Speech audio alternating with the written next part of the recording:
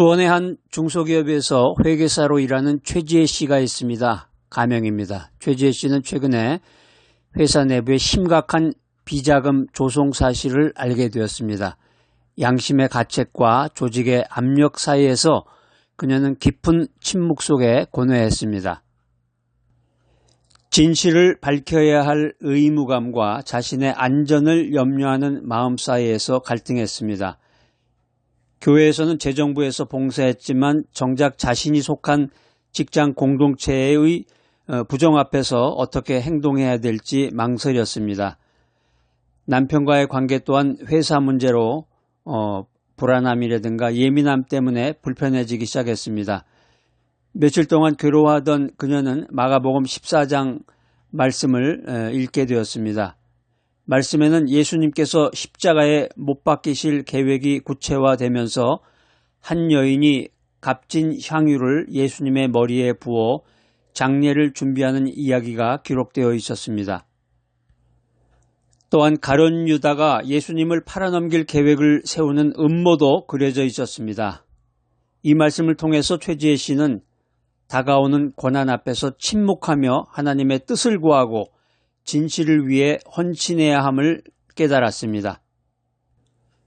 최지혜 씨는 다가오는 고난 앞에서 침묵하며 헌신을 준비하신 예수님의 모습과 자신의 이익을 위해서 예수님을 팔아넘기려는 가룟 유다의 모습을 통해서 어떤 상황 속에서도 진실을 외면하고 불의와 타협하는 것은 결국 파멸로 이어진다는 것을 깨닫게 되었습니다. 그녀는 오랜 고민 끝에 용기를 내어서 회사 내부의 비자금 조성 사실을 외부 감사기관에 익명으로 제보했습니다. 처음에는 조직 내부의 강한 반발과 위협에 직면했지만 결국 그녀의 용기 있는 행동은 회사의 불법 행위를 밝히고 투명한 경영 시스템을 확립하는 계기가 되었습니다. 가정에서는 남편에게 모든 사실을 털어놓고 이해와 지지를 구했고 남편의 격려 속에서 더욱 굳건한 마음으로 어려움을 헤쳐나갈 수 있었습니다. 최지혜 씨는 다가오는 고난 앞에서 침묵하며 하나님의 뜻을 구하고 진실을 위해 헌신할 때 결국 하나님의 보호와 인도하심을 경험할 수 있다는 사실을 깨닫게 되었습니다. 오늘 최지혜 씨 얘기를 들어보니까 현실적인 얘기인데 현실 속에서 회사가 비자금을 만든다.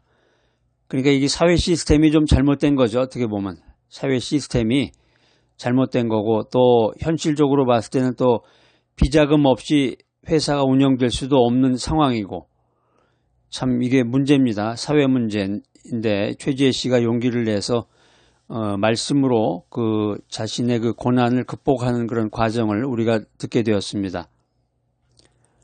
우리가 잘 아는 내로남불이라는 말이 있습니다. 내가 하면 로맨스고 남이 하면 불륜이다 이런 말인데 자신에게는 관대하고 다른 사람에게는 엄격한 이중적인 태도를 비판하는 그런 말입니다. 우리 인생을 살다 보면 그런 사람들이 많죠. 제일 많은 게 이제 정치권인데 정치인들, 국회의원들 항상 말하는 거 보면은 내로남불이에요. 성경에 나오는 이 가룟 유다는 자신의 탐욕을 합리화하면서 예수님을 팔아넘기는 내로남불의 전형적인 모습을 보여줍니다. 영화 블랙머니는 거대한 금융비리 사건을 파헤치는 검사의 이야기가 나오는 영화인데 조직 내부의 불의에 침묵하지 않고 진실을 밝히기 위해서 고군분투하는 이 주인공의 모습은 예수님을 팔아넘기려는 음모 속에서도 묵묵히 고난을 준비하시는 예수님의 모습과 대비됩니다. 요즘 사회 속에서 ESG 경영이라는 게 있는데 ESG 경영에서 윤리 경영의 중요성이 강조되고 있습니다. 기업의 사회적인 책임뿐만이 아니라 투명하고 정직한 윤리 경영은 조직 내부의 불법 행위를 방지하고 신뢰를 구축하는 데 필수적인 것입니다. 오늘 제 성경 말씀에 등장하는 이 가룟 유다에게 이제 해주고 싶은 네 글자 사자성어를 말하면은 견리사의입니다. 견리사의. 이익을 보거든 의로움을 먼저 생각해라. 이 가룟 유다는 눈앞의 이익에 눈이 멀어서 의로움을 저버리고 예수님을 팔아넘기는 어리석음을 범했습니다. 마가복음 한번 찾아볼까요? 마가복음 14장 10절로 11절 말씀, 이제 가룟 유다에 대한 이야기인데, 12제자 중에 하나인 가룟 유다가 예수를 넘겨주려고 대제사장들에게 가매 그들이 듣고 기뻐하여 돈을 주기로 약속하니 유다가 어떻게 예수를 넘겨줄 기회를 찾을까 하더라. 성경에 등장하는 이제 넘겨주다라는 말이 헬라어로는 파라도테입니다. 파라도테인데 배반하다 이런 뜻이 있고, 가룟 유다가 이제 예수님을 배반할 계획을 세웠다 이런 뜻이 되겠고요. 그 다음에 이제 그 돈을 준다고 그랬죠. 돈을, 이제 은인데 사실은 돈을 준다고 그랬는데, 돈이라는 게 이제 여기에 이제 의미가 아르귀리온, 헬라어로는 이제 아르귀리온인데, 대제사장들은 예수님을 넘겨주는 대가로 돈을 약속합니다.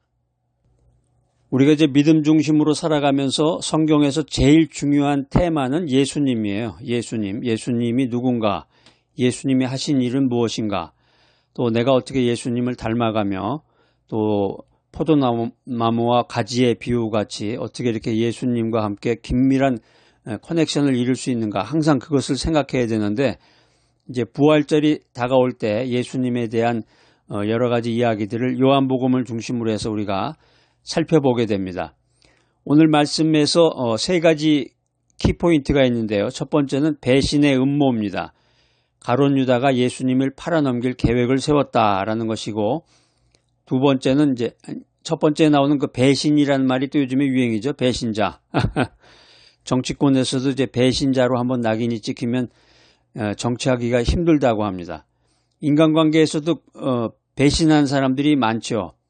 긴밀한 관계를 맺고 서로 약속을 나누었지만 갑작스러운 마음의 변심으로 배신을 하는 사람들이 많은데, 성경에 여기 지금 가룟 유다가 예수님을 팔아넘길 계획을 세웠다. 가룟 유다는 사실 이 사실 이전에 가룟 유다를 살펴보면은 성경에서 보면 굉장히 예수님의 12제자들 중에서 굉장히 머리도 똑똑하고 중요한 임무를 맡았어요. 이제 재정이죠, 주로 재정 담당으로 해가지고 굉장히 중요한 일을 맡았던 사람인데, 그 핵심 멤버가 배신을 때린다 그러죠. 요즘 말로, 세상 말로 배신을 때린 거야.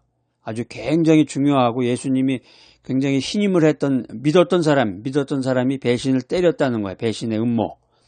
그 다음에 두 번째 키포인트는 탐욕의 결과. 돈에 대한 탐욕이 가룟 유다를 배신의 길로 이끌었다는 것입니다. 그러니까 돈 때문에 배신을 했다는 그런 얘기인데 참 안타까워요, 가룟 유다가. 그 다음에 세 번째 키포인트는 이제 대제사장들의 기쁨입니다. 예수님을 제거하려는 이 대제사장들은 그 가룟 유다의 제안을 기뻐했다, 이렇게 성경은 말하고 있습니다. 오늘 이 말씀을 이제 신학적으로 세 가지로 분석을 해보면, 첫 번째는 인간의 자유의지입니다. 신학적으로 인간의 자유의지라는 말도 이제 굉장히 전문 용어에 사실은 속하는 건데, 가룟 유다는 자신의 자유의지로 예수님을 배반하는 길을 선택했다라고 하는 것입니다. 누가 뭐 이렇게 유혹을 하거나 뭐 강압을 하거나 그런 게 아니에요. 자기 자유의지를 자기 마음대로, 자기 생각대로 그런 일을 저질렀다는 것이고, 두 번째는 죄의 유혹. 탐욕은 인간을 파멸로 이끄는 강력한 죄의 유혹이다라는 사실이고, 세 번째는 하나님의 주권입니다. 배신을 때렸다. 가룟 유다가 배신해서 예수님을 죽였다. 십자가에 못 박혀서 예수님이 돌아가시게 했다. 이 배신이라는 악한 행위조차 하나님의 구원 계획 안에서 사용되었습니다. 그렇잖아요. 가룟 유다가 배신을 해서 예수님이 잡혀가시고 로마 군병에 잡혀가셔서 십자가에 매달려가지고 돌아가셨다. 예수님이 죽으셨다. 그랬다가 3일 만에 부활하셨다. 그러니까 어떻게 보면은 가룟 유다가 그거를 하나님의 그런 계획을 이끌어 나가게 해주는 그런 키포인트가 된 거죠. 어떻게 보면. 그러니까 이 배신이라는 악한 행위조차 하나님의 구원 계획 안에서 사용되었다는 거예요. 이게 이제 하나님의 주권이라는 건데 참 하나님의 생각은 인간의 생각과 다르고 우리가 그래서 항상 하나님의 생각을 구하고 하나님께 지혜를 구하는 인생을 살아가야 되겠습니다. 우리가 매일을 살아가면서 세 가지 삶의 원칙이 있습니다. 어떤 상황 속에서도 진실을 선택해라. 진실을. 이거 사실 이제 요즘에 그 정치인들이 이 바이블 메시지를 좀 들었으면 좋겠어요. 정치인들은 진실하고 관계없잖아요. 요즘에 이제 판사들에게도 그것이 해당이 되는데 판사와 정치인들이 이제 대한민국을 이리 갔다 저리 갔다 그냥 망하게도 했다가 이렇게 이제 하는 요즘의 이제 세상인데 어떤 상황 속에서도 양심에 따라 진실을 선택해야 되는데 요즘은 그것이 아니라 색깔론이라고 그래서 자기의 그 정치적인 견해에 따라서 양심보다는 법과 양심보다는 자기의 정치적인 견해에 따라서 모든 것을 하기 때문에 사람들이 불안할 수밖에 없는 거죠.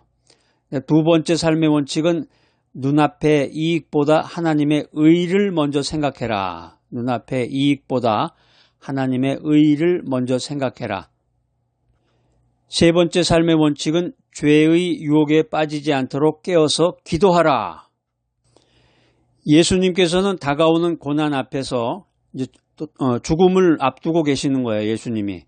예수님께서 다가오는 고난과 죽음 앞에서 침묵과 헌신으로 준비하고 계셨는데 예수님의 애제자, 가장 사랑하는 제자 중에 하나인 가룟 유다가 탐욕에 눈이 멀어서 배신의 길을 걸었습니다.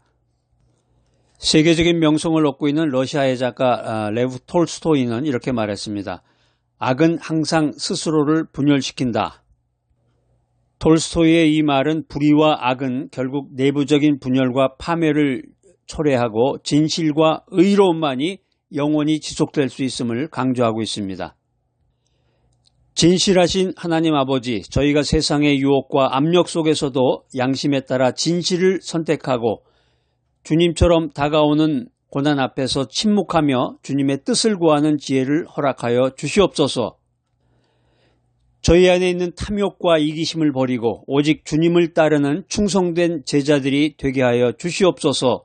예수 그리스도의 이름으로 기도드립니다. 아멘.